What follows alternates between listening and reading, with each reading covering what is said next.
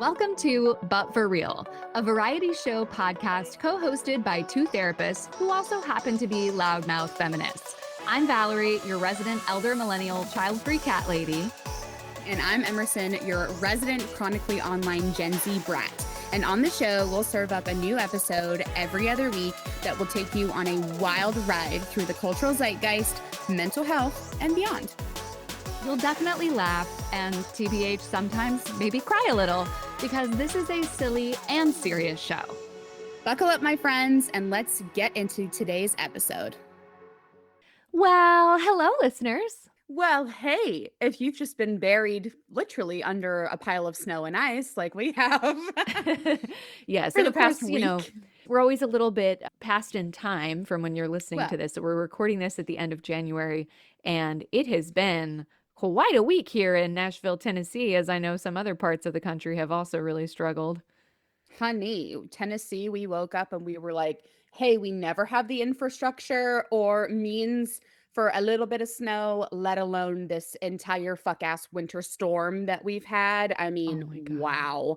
How are And the you ice of doing? it all. The ice of Oh my all. God. Like, it's just the irony is still just so ridiculous to me that we are having this incredibly destructive ice in the streets. It's been wild. Yeah. And I don't even know, like, the whole, I know with the snow thing and the roads that the infrastructure issues are unique to, say the South, who Yeah. is not well prepared. But I don't know what could prepare any place for the amount of trees that just simply fell on power lines, right? And when Yep. there's, 200K plus outages, like it's been a time. Just straight up exploding. I was like, I didn't know trees could be exploding like that. You learn something new Frost every day. cracking, frost But yeah, cracking. frost Yes. cracking and And I feel quaking. And I'm so like, bad for them. Like I both the feel bad for the trees, I trees. know, like even the ones that are just like they're like bent over because they're just I covered in know. like pounds and pounds of ice. Yeah. We were just walking around yesterday like, "Oh my God, these poor babies." I mean, I obviously, the people safety is of paramount importance, but also I'm just like so sad to see this level of destruction of trees. Oh my God. And if you know anything about me and Valerie, like we are legit those white bitches that are tree huggers. You know what I mean? So I'm like, you think we're joking? We're not. Like we No, are we are sad about the grieving. trees. We're grieving the trees. But, Oh my God. I hope everyone's been safe. If you've had Mm. this weather, please take care. And yeah, just the great Snowmageddon of Nashville 2026, just a Mhm. big one that we're still seeing what's going to come from it. So I really hope everyone's safe and just taking care of yourself the best way that you can. All right. Well, I'm very excited for today's episode. And of course, I have to we have to go juicy. We have to start juicy. Also, we haven't seen each other. So I'm like, bitch, let's talk shit. Let's go. So we've maybe floated this before and maybe I think our parasocial Ooh. episode where we were talking about tea and pop culture and celebrities. But what is some pop culture tea that you just can't get over? It's funny because until you said that, I totally forgot about that question. And so it's possible that my answer is the same. I don't know. I literally couldn't What? tell you. But the tea that I am sad about is I'm sad about Bennifer. I just love a Mm. reunion story. I mean, who doesn't love it's like very the notebook that Oh, these, sure. star-crossed young lovers do 20 years later or whatever reunite and then for what? Like they get engaged and then Yeah. call it off again. Obviously it is my business and I need to know all the details. But I just, Obviously, I'm their marriage and family therapist. yes, I'm right. involved. I know. And you know that I went through a JLo phase recently. And so I just want, obviously, my girl to be happy. And, Ben Affleck, just, I don't know. I guess some people might think he's a tool, but he feels like a likable person to me. So I just love Mm. them together. And I guess it just ain't it for them. Yeah, it's messy. I can't ever think of him without that meme of him with the cigarette up against the wall, and I'm like, "That's Yes. actually how I've felt this entire week." Like, Yeah. It's that's the giving physical that meme. embodiment. Right. Yes. Oh, what's your pop culture tea? I mean, girl, I am a teapot, like I'm this beautiful chinoiserie teapot. I'm the old woman that lives in the shoe, but I'm the bitch living in the teapot. I'm Mrs. Potts of it all, Beauty and the Beast. Okay, I have to call time there because I'll just keep riffing on it. Enough. But this drama with the Beckhams, are you locked into this? I've literally not heard anything about it. But Oh I my mean, I love a God. posh spice. I need to know.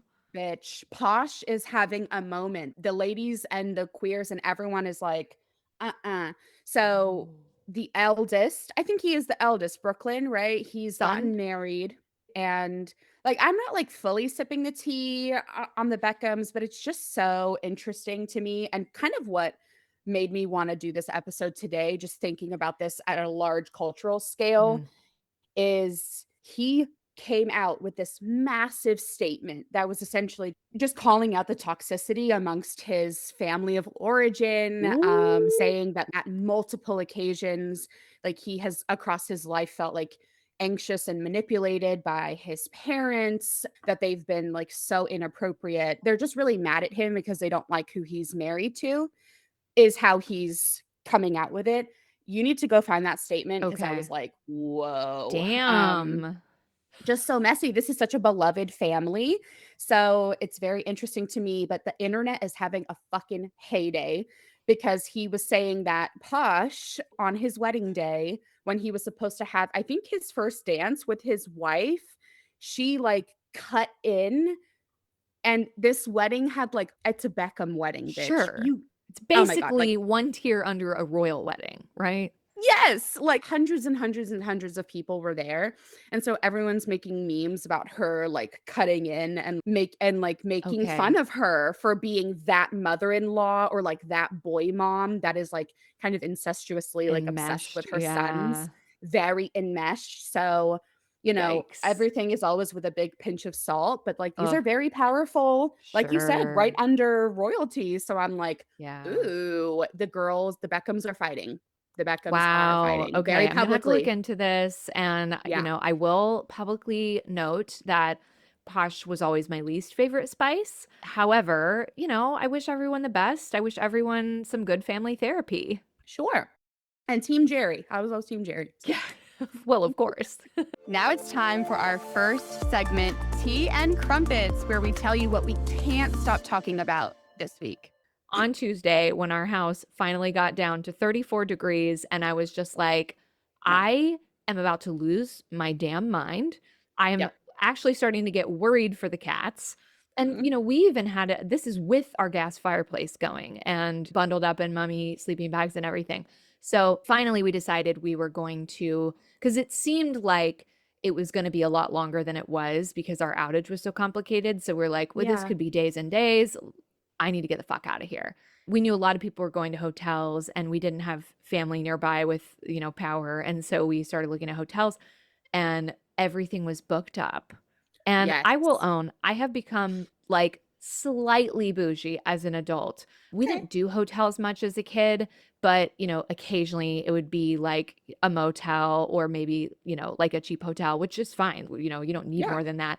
But I'm a Marriott girly. And so I'm used to like my Spring Hill Suites, my Fairfield, my Courtyard, my Well, Residence yes. Inn, little 3-star hotels, lovely.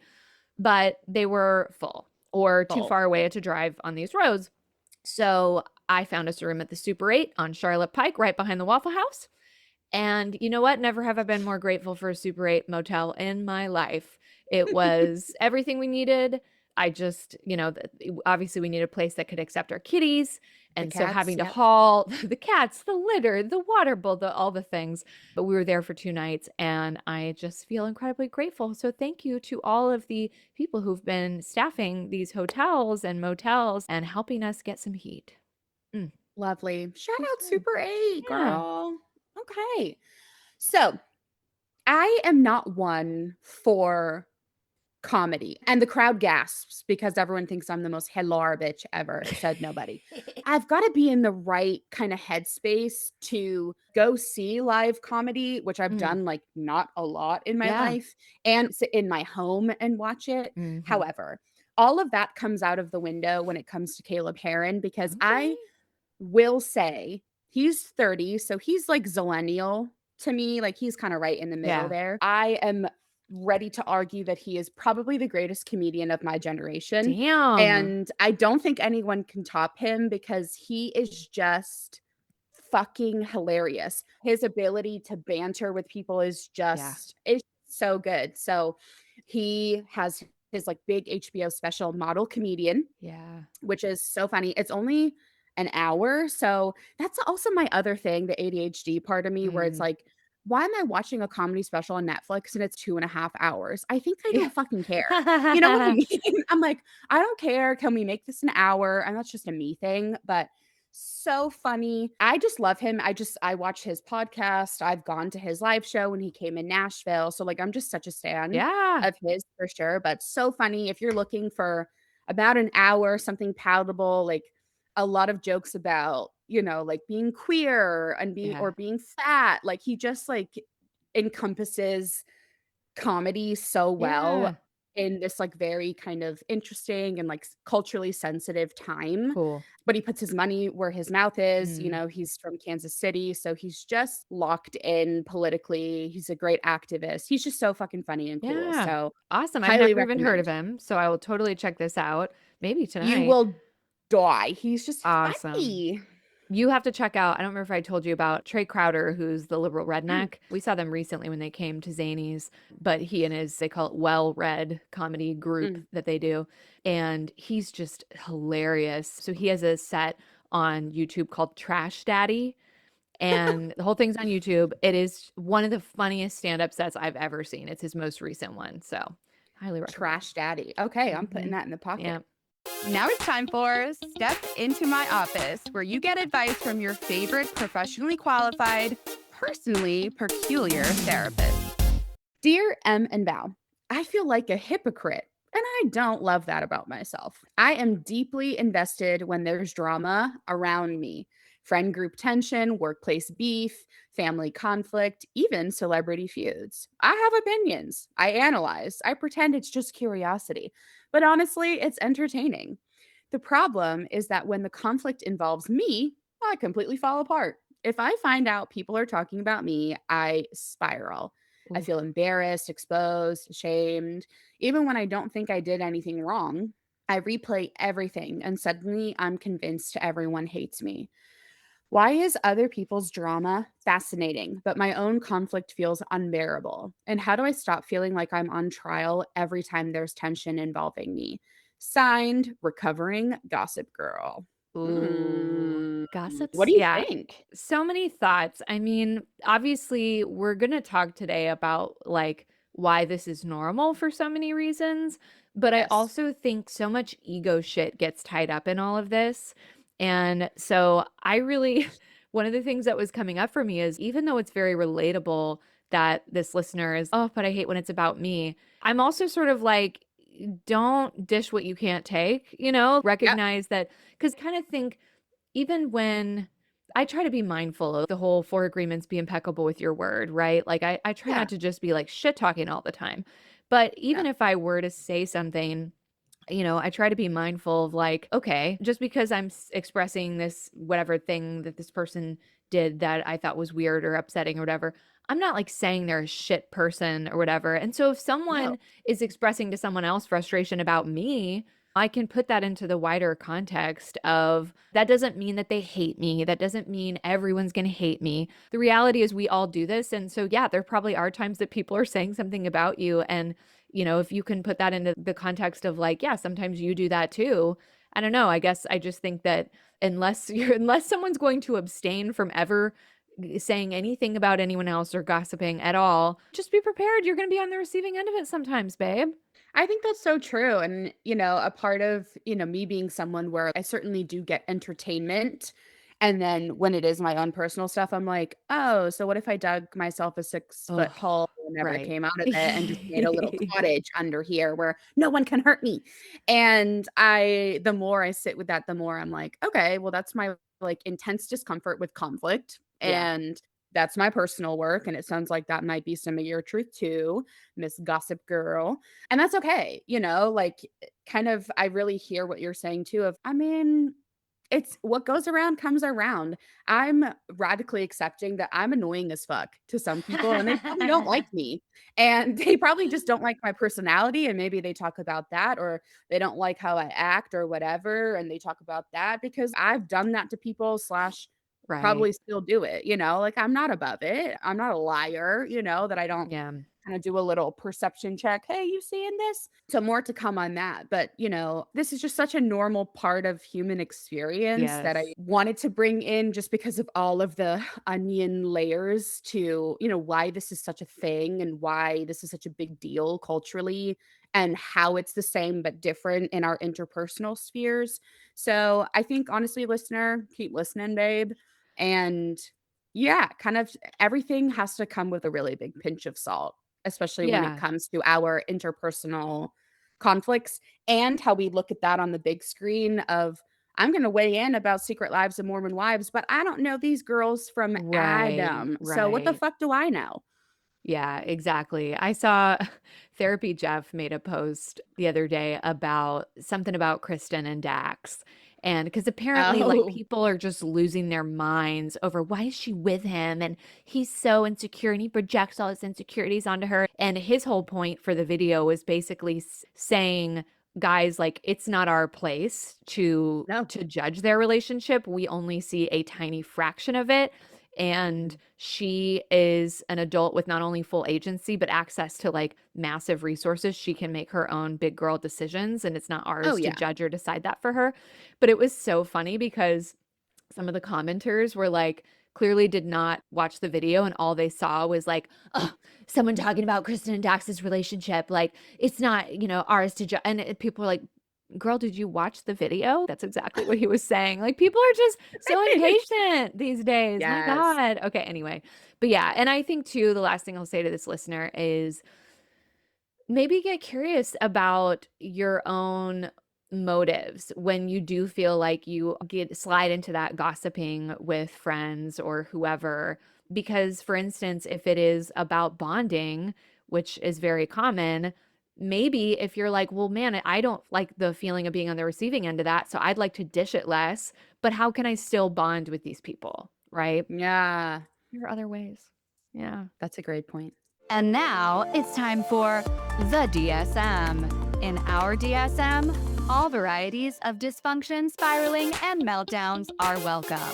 In this segment, we break down complicated concepts and common misconceptions about mental health, well being, and tell you what we really think. We're going backwards because while our last episode was about rupture and repair, we're just diving right into, and I loved how you spelled this here, conflict.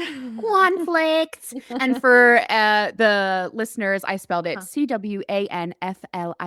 Conflict. Conflict.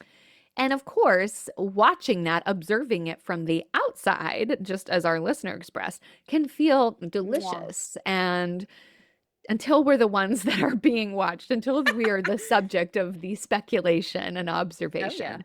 So we're exploring in this conversation that whole spectator satisfaction, the social learning of it all, the bonding, the shame, and looking at all of the pop culture beefs that continue to keep us all gagged. So starting with exploring, why does conflict feel entertaining when it's about other people, and yet humiliating, super dysregulating when it's ours?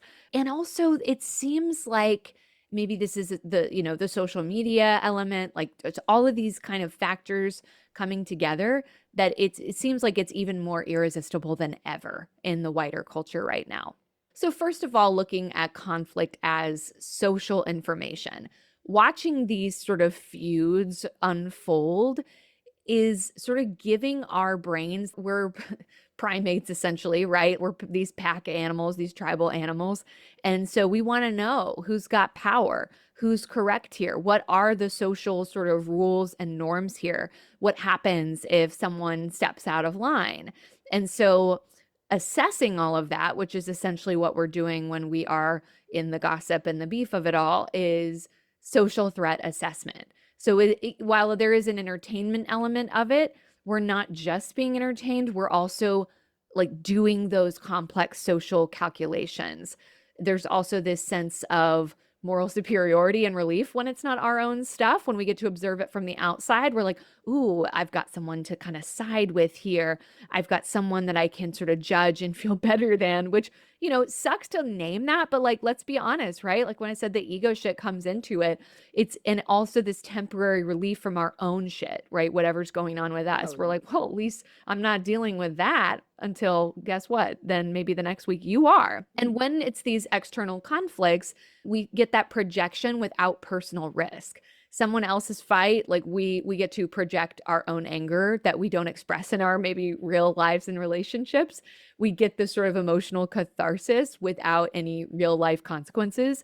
And we get to feel that like boldness of like, I'm going to chime in, I'm going to write 200 words comment about Kristen and Dax's relationship without ever actually having to be vulnerable myself. Well, I think that's why it's so interesting when we look at the paradox of like, it's so juicy and like stimulating and interesting. And then it feels bad when it's our Mm, fight or it's our shit that we're unpacking. And so, of course, take a shot every time I talk about the nervous system, but it's true, So when you kind of enter as the subject of some whisperings or a feud of your own, you're losing that narrative mm. control, which is really, Yikes. really challenging when it comes to our personal values or how we want other people to see us authentically.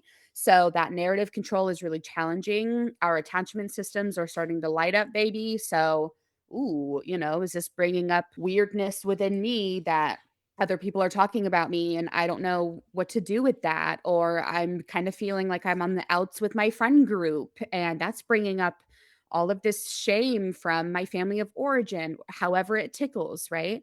And then shame is coming in and replacing that curiosity. Mm. Shame is one of the biggest things I think I'm encountering as a 26-year-old where I'm like, huh, this thing, we really got to have a handle on shame or it'll swallow you up and make you Mm. sick. And I mean, sick at the soul level. It's a big part of this conversation as well. So, that important distinction here, watching the drama, whether it's big screen or outside of yourself in your real life, like Valerie says, is a little bit regulating in that way. It gives a little bit of that healthy or unhealthy detachment. We could argue that to our own shit. Being watched feels threatening because that perception during conflict is a potential for social rejection, which we are social creatures. And so to feel, like I was saying earlier, on the outs, with someone or especially a group, a larger group of people, is really challenging and breeds a lot of fear around isolation, being misunderstood, just being like a leper. The way that like cancel Mm. culture, makes me nervous as just like a normal person, in Public the world. shaming is so Public real. shame is back in a big, big way, thanks to Gen Z. So that's kind of Mhm. I wanted to definitely throw in like our generational conditioning. Of course, you have a millennial and a zillennial Gen Z here to kind of get juicy with it. Yeah, I just wanted us to kind of talk about our own experiences and those perspectives. So, millennials, take us there, Yeah. Valerie. What do you think? Well, and obviously the caveat anytime we're talking about generational stuff is the lines can be blurry between, and also Oh, there's yeah. always variation in every generation. But a lot of millennials were raised by boomers, right? Who are famously like, how about we just handle our shit privately? How about you go feel that in your bedroom? Let's not air our dirty laundry. Those are not things we talk about. I mean, it used to be Ooh, the norm in my generation growing up. Like it's like you don't talk about things like politics, religion around money. people. So like a lot was private, and then there are like maybe some positive aspects of like be the bigger person, right? But conflict also is not always looked on favorably in this generation, right? That it's failure or it's immaturity to get into conflict. And of course, the media of this generation, reality TV, came up in the millennial generation, that it's just like trash, but also like the train wreck you can't look away from. The Kardashians, Real World, Laguna Beach, all the early Bachelor era, and all these love triangles there are just like looked at as, this pinnacle of what, we should all aim for. And Twilight, the Edward versus Jacob of it all. Meanwhile, no one has any emotional literacy whatsoever.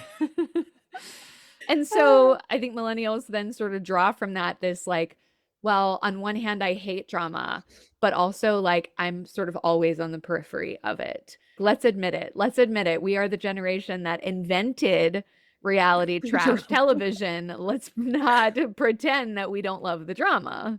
What about the Gen Z of it all?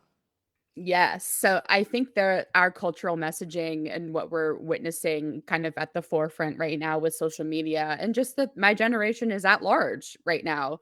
So we're really hanging on visibility and receipts. Ooh, I could be at a restaurant and I could say, "Oh, yeah, I'll take the receipt." And then I'm like, "Receipt?" Because even the word receipt has a new cultural kind of Right. meaning around it where it's like, "Oh, well, fuck you, I have the receipts." And I'm Hmm. like, "Oh, yes." Shit. We're in our tell your truth era. What's your truth? We're exposing harm. We're naming it publicly. And a big one for the Gen Zers right now, which I think is a conversation at large, is silence automatically equals complicity. And so, everything politically that's happening right now, as a Gen Zer, as a Zillennial, it's really, I'm feeling challenged with this silence equals complicity kind of Hmm. paradox in my own activism journey. I get on the internet, I get on Instagram and I'm like, so should I be talking about ICE? But then I'm like, Yeah. my 50 Instagram followers know that I don't fuck with ICE, like I don't need to tell them that. So, Yeah. but me in college was like, if I don't, Right. What then, will people think? what would people think? But I was also very trapped in performative activism at Yeah. the start of my journey there because I was so young and misinformed. So, certainly our current relationship to media, TikTok callouts, oh my Oof. god, the juicy juice of it all. If you wanna expose a hoe, you pull up TikTok.com and that shit is gonna go You viral and stitch we're all them. oh, and the stitches that are happening, everyone is getting to throw tomatoes. Everyone's having this public reckoning where we're Oof. like, "You must be held accountable." Michaela Noguera, beauty influencer, for Mm. lying about wearing fake eyelashes. Wait, My God. what? Like we're getting in the weeds here. And then, of course, our celebrity beef as discourse. Kendrick versus Drake, baby. This became a cultural Rorschach test in the way that PETA versus Gale from the Hunger Games series used to Mhm. be. Are you PETA versus Gale? Are you Kendrick versus Drake? So, our Gen Z instinct is, if you're doing harm, why shouldn't people know? Why shouldn't people Yeah. peel back that veil, very wicked coated, and see, oh, the wizard isn't this big ass dude. It's this little puppeteer just trying to figure out how to make it work back there. So, Yep.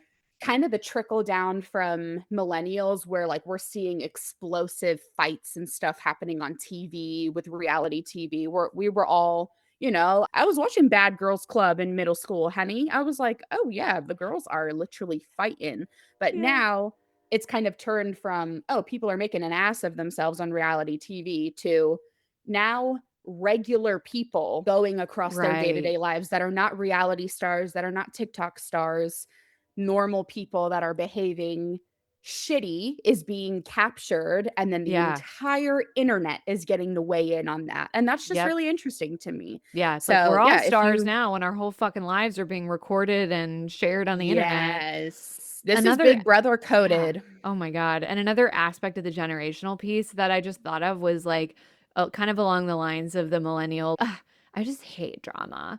And then, okay, explain how you're always seem to be surrounded by it is like the narrative of girls are just so drama and like girls are just like Uh-huh. so catty. And I just like never had like close girlfriends because they're just like so bitchy and catty. And it's like, I and the hard part is Mean Girls did not come out of nowhere. There's truth to that. There are Oh, the especially in, high school, etc. Like the cliques and all of that, the social hierarchies are real. But that idea of then girls are bitchy and girls are catty and therefore I don't have close girlfriends. That's just shitty. And that's one thing that I feel like Gen yeah. Z came along and was like, "Hey, Actually, we're gonna lift each other up, and I feel like millennials, as we've grown up, have kind of gone there too, but then I think it's very easy to slide back into the pit and not realize when we're tearing each other down unnecessarily. I think the Gen Z piece that I wanna add in there is just how the realm of social media tenses up when a woman comes into the forefront and we deem her not a girl's girl. Ooh. The millennial version of that is, yeah, "Oh, I just, girls are catty. I always was friends with boys. It was easier." And the Gen Z version of that, like you were saying, we seek to lift each other up as and just women, Yeah, ACAB people, I'm talking about sure. predominantly with this, but, we lift one another up. But if someone deviates from that, she's not a girl's girl. And the attack on that Ariana Grande of it all, if you were ever chipped Ooh. into her and Ethan Slater, his ex-wife was like, Mm. she's publicly was like, "She's not a girl's girl. She fucked my husband, she's not Mm. a girl's girl." So we were all like, And that's "Whoa." so interesting because it's also like I'm thinking of Kristi Noem, right? It seems like not a girl's Yeah. girl, but also, I'm sorry, I don't want you in the club. Sure, get out. Oh man, goodness. Okay, so looking at the public feuds as modern myth making, because Mm. obviously we're going to get existential up in here, is Oh, when yes. these big cultural beefs go viral, they give us this like narrative of villain and hero that's so clear, black and white when we know it's really not, right? So that simplicity, that emotional release, that getting to focus on something outside of our own shit and sense of participating in something, that sort of bonding and cohesion. So we're not simply just observing, we're picking sides. We may be stepping into some of our childhood family roles and dynamics, rehearsing our own sort of conflict fantasies. And then there's this double standard because again, it's entertaining, this public conflict, until we are the one, and then we feel deeply violated by it. I even think back to the Monica Lewinsky stuff. I think she then became an expert in public shaming and bullying, even, in her memoir, wrote a lot about that because that poor woman, there was so much of all of that drama for years where people were just completely dehumanizing her and just, what a slut, what a whore, like all of this. And it's just gross, right? So Gross. it can be extremely violating, right? And even like thinking about the how like on either like Bachelor, what is the one where they come women tell all, men tell all episode where all the cast comes back Yeah. for Love is Blind reunion, where if someone on the cast like either did something that people didn't like or whatever, or they just were maybe an unlikable quote unquote character on the show or had got a poor edit or something, that they get like death threats Yeah. and it's insane. And, racist comments and all kinds of just insanity, this like public shaming. And we want to be heard without having to pay any personal price. And so, then Yes. when it turns back on us, we can't handle the heat, right? So, because it's like maybe we shouldn't be dishing that heat in the first place. I'm really glad we're talking about the double standard of it, and that was so my, like, point for the episode where, we hold what it's like in this media realm and the interpersonal, but now those 2 are so inherently enmeshed, it's really hard to Yeah. separate them anymore because of the surveillance that we're all under. It is so easy to whip that phone out and capture someone's worst moments, and I don't know, I was watching the P. Diddy documentary recently, which Oof. that was just, like, a really tough watch, but a culturally necessary one. And it's weird, like I sit and I think about like my generation and how we're kind of handling these things, okay, someone comes on the internet and they're in defense mode and everyone's picking apart their, apology video. It's just so like core to the internet of what I've been Mhm. raised on. So but then we have someone like P. Diddy who's like a legit fucking criminal, like committing disgusting criminal acts like over a very large period of time. And Mhm. so many people were silenced. And these are these extreme cases of like legit crimes and Right. abuse where there was no cancel culture for him back then to have the receipts to be brought into the light. I think of R. Kelly, Mm. just I'm like, Harvey yeah, take note that Weinstein. it's Yeah. a lot of these disgusting men, just kind of Eh. curious, where, yeah, we created Me Too because of Harvey, you Yeah. know? That's what kind of helped this cultural shift into no longer being silent. And now the Mhm. Gen Zers and kind of like the Gen A, we took that, but now we've amplified it in such an interesting way where anyone can be your enemy, a public or personal enemy at any given point, and we're Yes. really lacking that nuance. And again, I'm not excusing Mhm. when Right. receipts come out about someone that was acting abusively and Yep. inappropriately and weird, and just go to such these really extreme Right black and away. white Yeah. lengths right away, you know, Uh-huh. innocent until proven guilty sits interestingly within me. It's always kind of the justice part of me has had a hard time Mm. with that, but we have that kind of sentiment for a reason.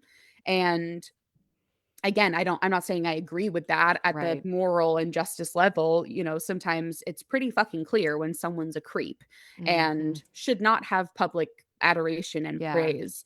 And we apply that pressure to every single situation that's happening in the sphere of media, and then we try to duplicate that in our interpersonal spheres, and it just doesn't work that way. Yeah. Mm.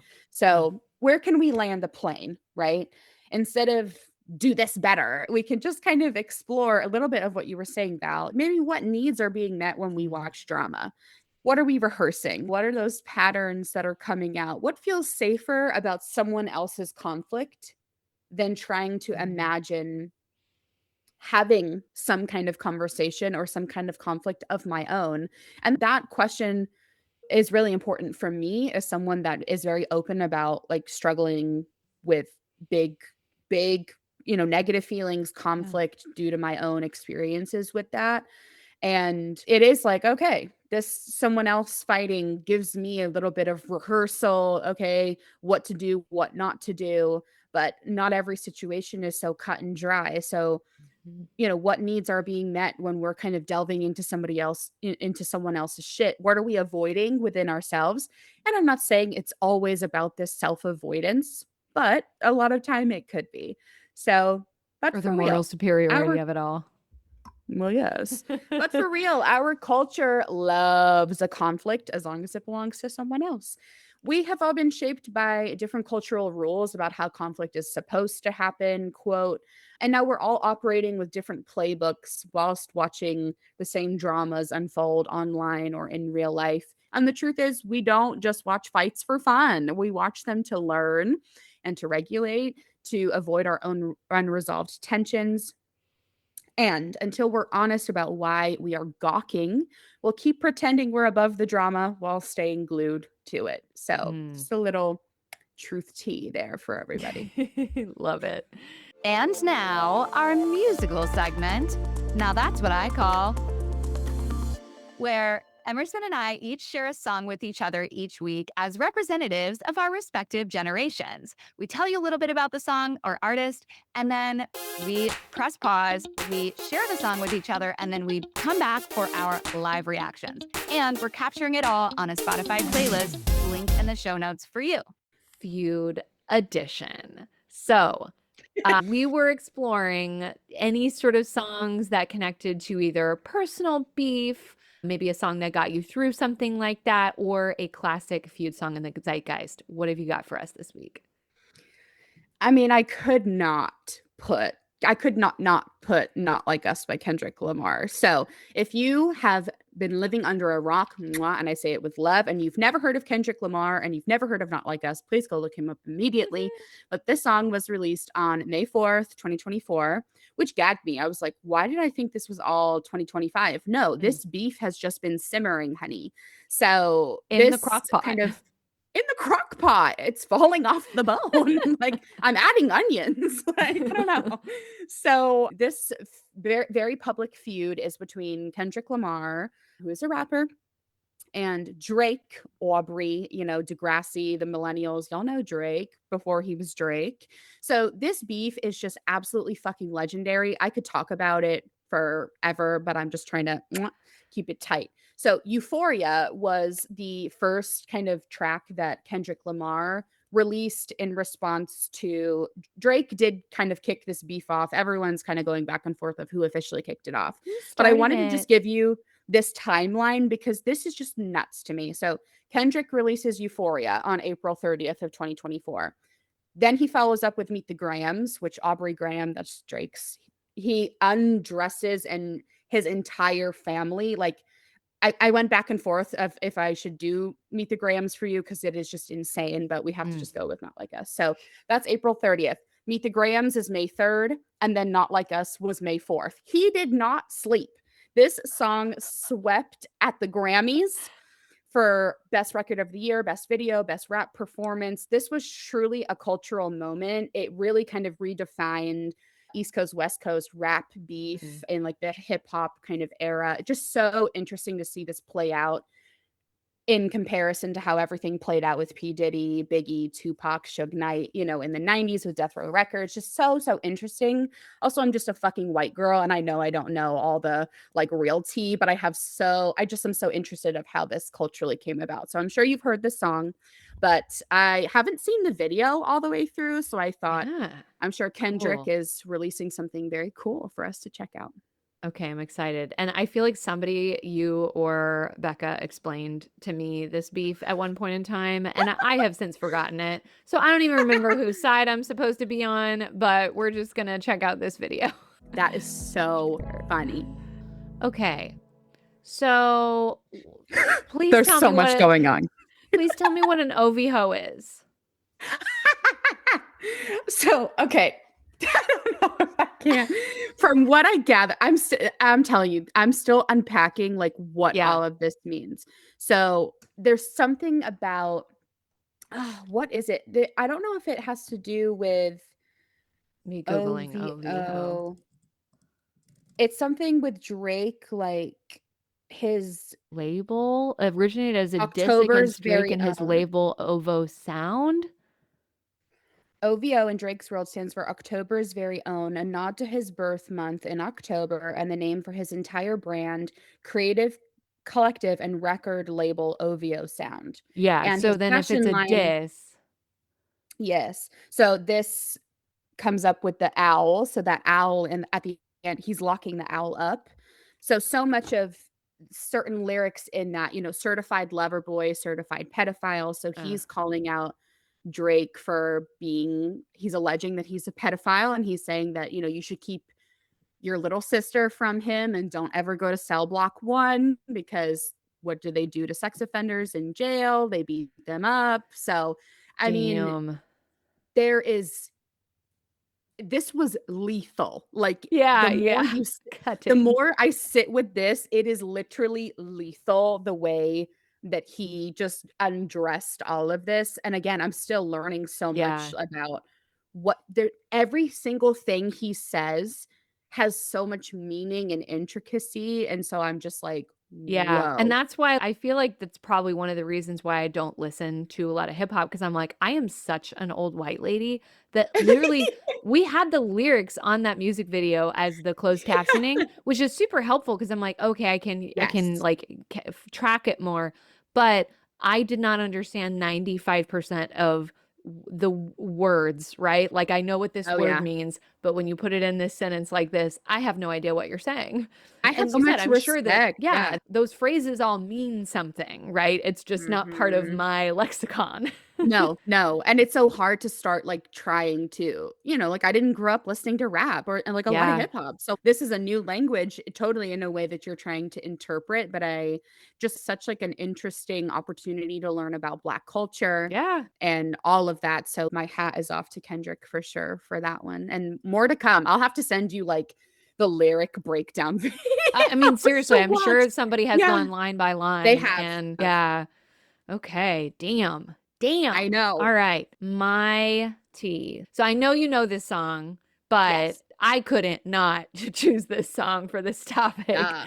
And for listeners who may be on the younger side, this song, Not Ready to Make Nice by the Chicks, was written in response to backlash that the band got in 2003. They were doing a concert in London, right on the verge of the invasion of Iraq happening.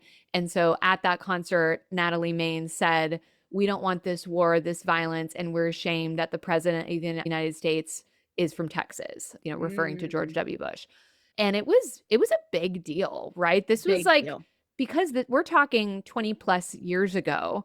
Cultural feuds or like pop culture feuds were not as the thing that they are now. They were not the normal No, thing they are now. So this was like a big deal. And then in 2000, I think it was six, they released this song after they kind of, had time to sort of process because they got a lot of hate after a that. lot. And, even before the word cancel existed, like a lot of people trying to cancel them. And so the song was, while they did have some bigger hits on the country charts, this is their only song to be certified 2 times platinum.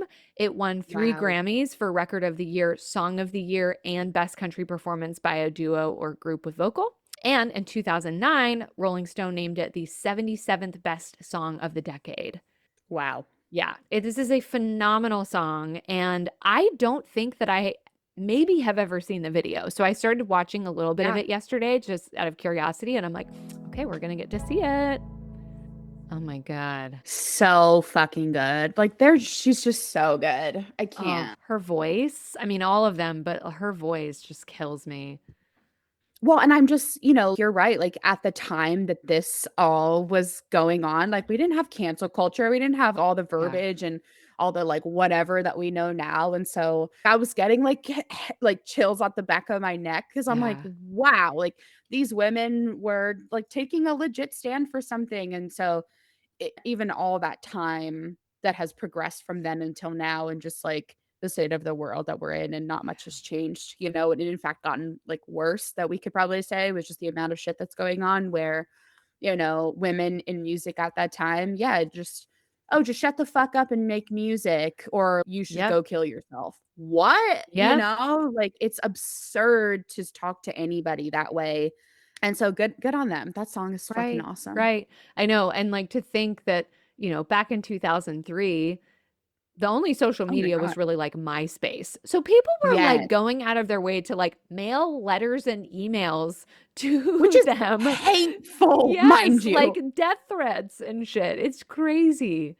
Oh my Like, it's God. easy to comment on YouTube like, "I fucking hate you, go kill Yeah. yourself." Like, it's cowardly at But how to mail a easy it letter. is. To mail a letter? You must be pissed. I'm Oh scared. my God. I know. And now, for our last segment of the show, welcome to Fire Dumpster Phoenix. It is rough out there, y'all, and we need all the hope we can get. It's time to go dumpster diving for some positive news and rise from the leftover Happy Meal ashes together. My little story this week, I thought was such a lovely example of, there's so many ways that humans have fucked everything on this planet, right? And just Yes. the ways that we have intervened in ecosystems and with other species have been devastating to those Mhm. ecosystems and species.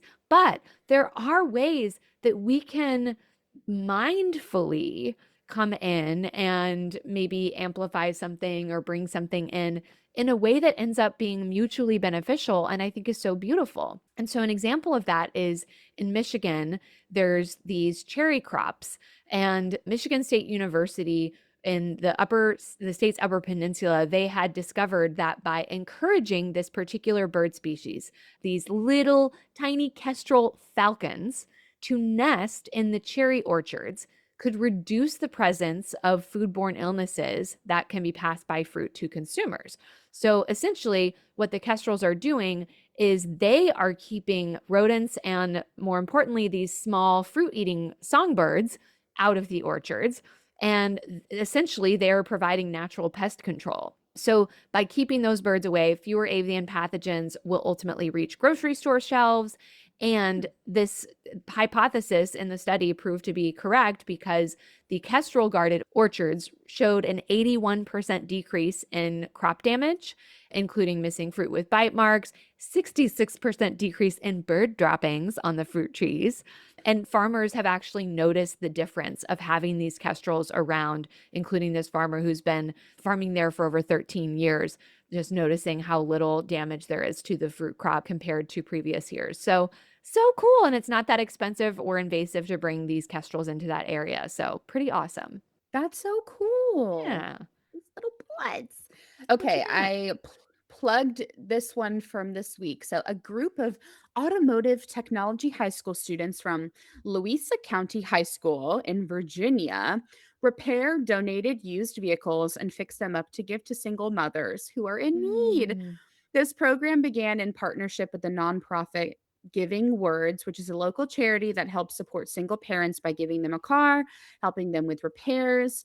This nonprofit was started by founder Eddie Brown and his wife, who were inspired when they were single parents and struggled to, get their kids around, get to and from work, not have to rely mhm, on folks for rides, not having that extra help of being in partnership when you're raising mhm, kids. So the students at Louisa County High School worked on this vehicle, have been doing this for quite a few years now. So they're, getting to work on these cars, they're gaining mhm, skills. And, it's not lost on me that these classes at a time may be pretty like male dominated with students. I don't doubt that it may still be, but it may not. And mm. I think it's really important for high schools to stop putting so much pressure on kids to go to college. I feel really passionate Yeah. about that. I loved my time at college. I don't regret going. Education is a really important pillar of my family. However, like going to college is not the only thing to do for someone and not the only way to kind of bake kids into having really cool life skills. Yeah. And even if it's just not life skills, giving them something that they feel really passionate about. I'm Yeah. passionate about the trade. Mhm. So quick sidebar there. But, their teacher, Shane Robertson, was quoted in the article saying, they're gaining skills. They get the opportunity to get the real life grit behind why they are doing a task, Mhm. which I think is so important for our young people right now when we are in such a world of inconvenience, of Yeah. convenience, should I say. Yes. So the students gave single mother Jessica Rader a fixed up 2007 Prius, and the article stated it was a helping hand arriving from the other side and a reminder that kindness can be delivered at any age. And Mm. Jessica told the Washington Post, it's not just about the car, it's about community. Kids who never met me cared about me enough to put hard work into a vehicle to make sure myself and my kids were safe. I got to meet all of them and it was breathtaking. How Mm. lovely is that? That's wonderful. Oh, Gives like a little bit of community. hope. I know. And Yes. the kids are going to be all right. Keep Yeah, saying that. I hope The kids are so. going to be all right. All right, listeners, that's all we got for you today. Everyone stay safe and we'll see you at the next one. Bye. This has been another episode of But For Real, produced by Valerie Martin and Emerson Ryder and edited by Sean Conklin. But For Real is a Gaia Center production. The Gaia Center offers individual, couples, and group therapy for clients across Tennessee and in person in our Nashville office, as well as coaching for clients worldwide. For show notes or to learn more about our work, visit GaiaCenter.co or find us on Instagram at the Gaia Center and at But For Real Pod. But For Real is intended for education and entertainment and is not a substitute for mental health treatment. Also, since we host this podcast primarily as humans rather than clinicians, we are not shy here about sharing our opinions on everything from snacks and movies to politicians and social issues. Thanks so much for listening to this episode. See you next time, bestie.